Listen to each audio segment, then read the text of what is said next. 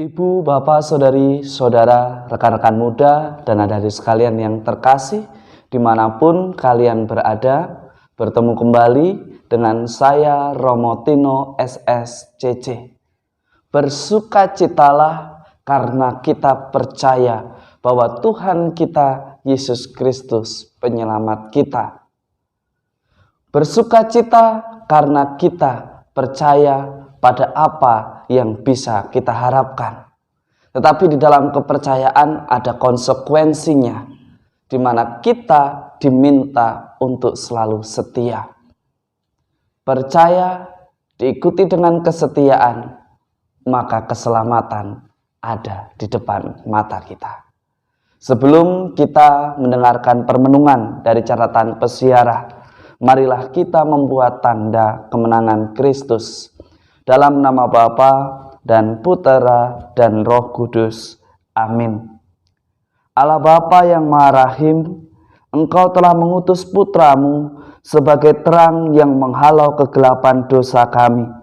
Ia datang ke dunia bukan untuk menghukum, tetapi untuk menyelamatkan kami. Maka kami mohon, bukalah hati kami untuk melihat terang Putramu itu, sehingga kami dapat berjalan di jalan yang benar di dalam persiaran hidup kami di dunia ini. Demi Kristus Tuhan dan pengantara kami. Amin. Ibu, bapak, saudari, saudara, rekan-rekan muda, dan adik-adik sekalian yang terkasih di dalam Yesus Kristus. Pada Minggu Prapaskah yang keempat, atau yang kita kenal dengan Minggu Letare, Minggu Sukacita. Karena sudah separuh jalan, kita menjalani masa pantan dan puasa. Kita diingatkan, meskipun kita bersukacita karena sudah menjalani separuh dari masa Prapaskah, kita tetap diajak untuk selalu belajar setia. Karena Allah kita tidak pernah ingkar janji. Ia akan selalu berpegang teguh pada janjinya kepada kita umatnya, sebagaimana ditegaskan di dalam kitab kedua Tawarik. Jelas di sana dikatakan bahwa Allah kita begitu setia, hanya saja kita yang seringkali mengkhianati kesetiaan Allah. Hingga akhirnya kadang kita menjadi semakin jauh. Karena kita menghukum diri sendiri dan bahkan kita menghakimi diri kita dan mengatakan bahwa kita tidak pantas. Karena kita menghakimi diri kita dan menganggap diri kita tidak pantas, lalu kita membuat alasan berikutnya untuk tidak pergi ke gereja karena ketidakpantasan. Tetapi dari kitab kedua Tawarik kita diingatkan, justru karena di dalam kelemahan, justru karena kita pernah jatuh ke dalam dosa, kita diajak untuk bertobat, kembali datang dan memohon belas kasih Allah yang selalu setia memegang janjinya kepada kita umatnya. Allah kita adalah Allah yang penuh kasih, Allah yang Maha Rahim. Jangan takut untuk datang kepadanya. Di dalam kepercayaan kita memiliki pengharapan. Percaya selalu menuntut sebuah kesetiaan. Kesetiaan untuk menjaga kepercayaan, di mana Tuhan juga sudah memegang janjinya. Kita pun tentunya harus mampu memegang janji kita sebagai anak-anak terang, sebagaimana dikatakan di dalam kitab kedua Tawarik.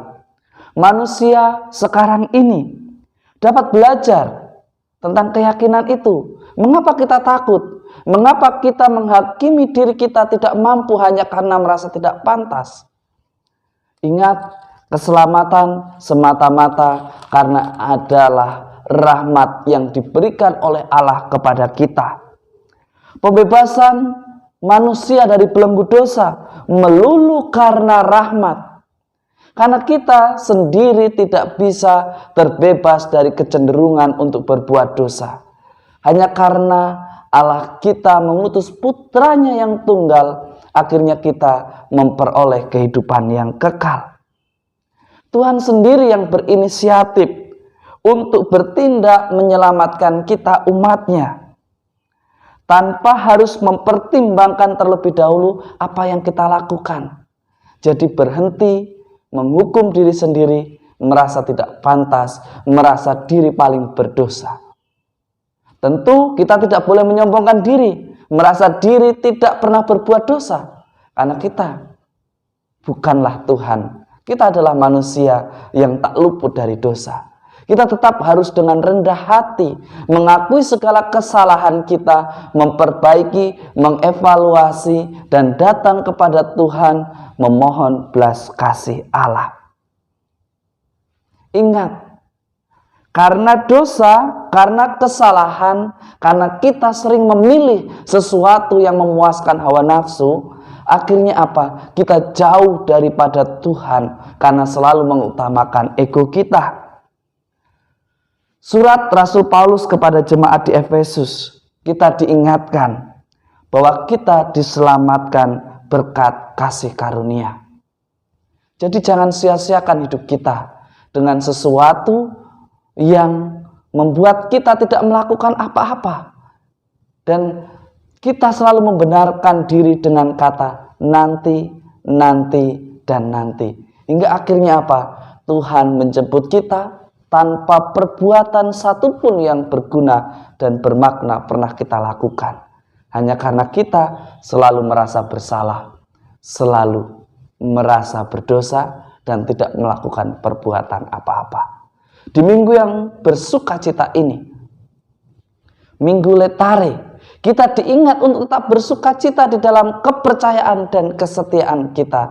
Maka kita pun akan menjalani kesetiaan itu dengan lebih ringan, dengan sukacita pula jika kita lakukan dengan nothing tulus, perbuatan yang dilakukan dengan tulus ikhlas.